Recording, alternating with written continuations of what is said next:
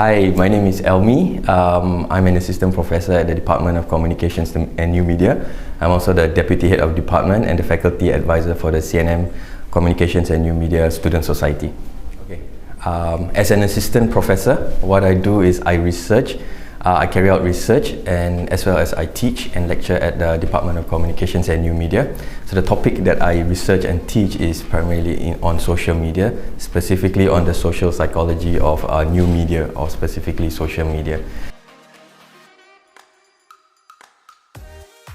So what is social psychology? Social psychology is basically the real or actual or imagined influence of people or the groups on individuals' attitudes, emotions and behaviors. So I study how social media, how basically new media, online interactions actually affect individuals' attitudes, emotions and behaviors through the real or imagined presence of others online.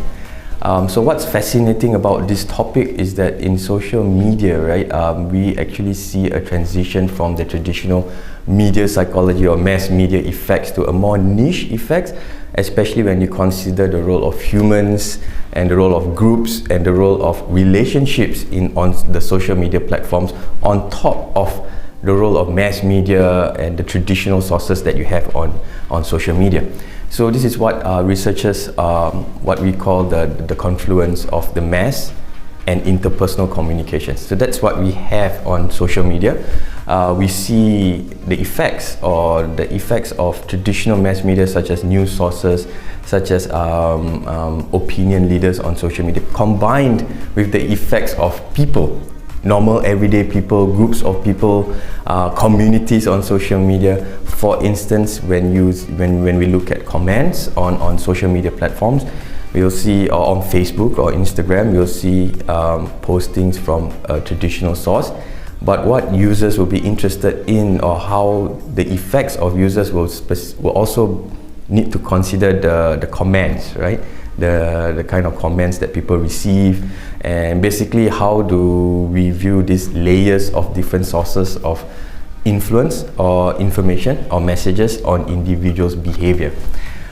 So that is primarily what social psychology of new media, or at least the area that I'm focused in or I'm interested in, is actually looking at and is actually concerned about.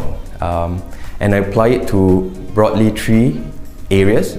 The first being how humans or how users of new media and social media actually deal with such mass and interpersonal sources of information to actually make up their minds or to be influenced on the area of collective action or collective mobilization.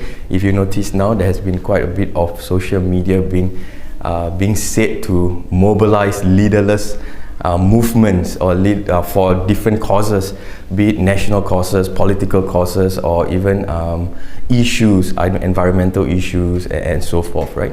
So such movements organized on social media really uses a lot of what we call community or online collective kind of efforts.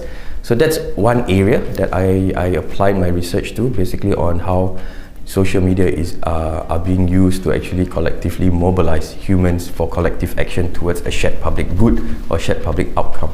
The other area is primarily on humans or users in evaluation of information on social media.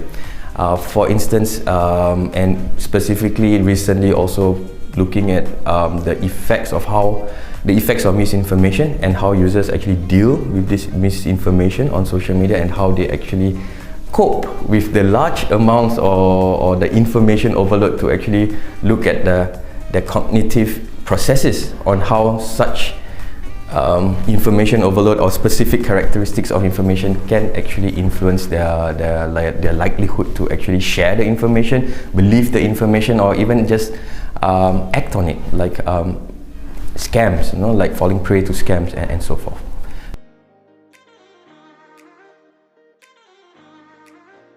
One of the areas of concern, areas of research when it comes to social media and its impact on individual users is on the shaping of one's identity. I think social media as a platform it's basically tied to one's identity. One way or another, we display our identities, whether in terms of our photos, where we stay, the groups or the followers or the networks we keep, and the kind of ideas or we share or we post on social media, the kind of news that we share. Cumulatively, all these are signals or identifiers in that sense to actually indicate to others that where we stand on a certain topic, who we are, what we like, what we do on our weekends, who are our family members, who are our friends. All this cumulatively helps to indicate some level of personal identity to basically what we call the audiences, right? So in this instance, what humans do or what research has shown, humans have a tendency to actually curate their identities. This identity curation on social media is very it's straightforward. I mean, we know, and most of us are actually doing it consciously or non-consciously. But one aspect that makes it more complicated than in real life is that what we call, when we communicate on social media, users are actually faced with this concept of a collapsed context. This collapsed context is a bit challenging to manage. Traditionally, this context arise out of journalism studies, where, for example, where news reporters need to communicate to a mass group of audiences, and this could be at the national level, and they need to understand how do they actually make news reports that cater specifically to specific audiences, right? So then we have news coming in different business times or business sections, sports section, lifestyle section, and users would then pick up specific sections and they would know what kind of information they want to give to specific audiences, basically trying to narrowcast in a condition or in a situation of a collapsed context. We kind of see how users are actually challenged in this area, like in this platform, in the sense that when I communicate to somebody, right, or when I post something on Facebook and I'm trying to curate my identity on Facebook, who are my audiences on Facebook? So that is one of the questions that humans have grappled with. And lo and behold, what we see on social media also is that there are multiple platforms, right? So people start curating different categories of networks for different social media platforms. So users, in order to cope with this idea of collapsed context, starts to use multiple social media platforms to generate different roles and identities, and they start to imagine and interact with different audiences on such social media platforms. Now, this is not necessarily a negative thing. It teaches us to be able to manage our identity. It teaches us to be able. It teaches users to differentiate between an offline world and an online world. But the problem comes when it gets blurred, right? When in an online setting, in the bid to actually relate to a certain community online or certain group that they keep on a particular social media platform online, then they start to behave more in line with that group or with that identity than who they actually are.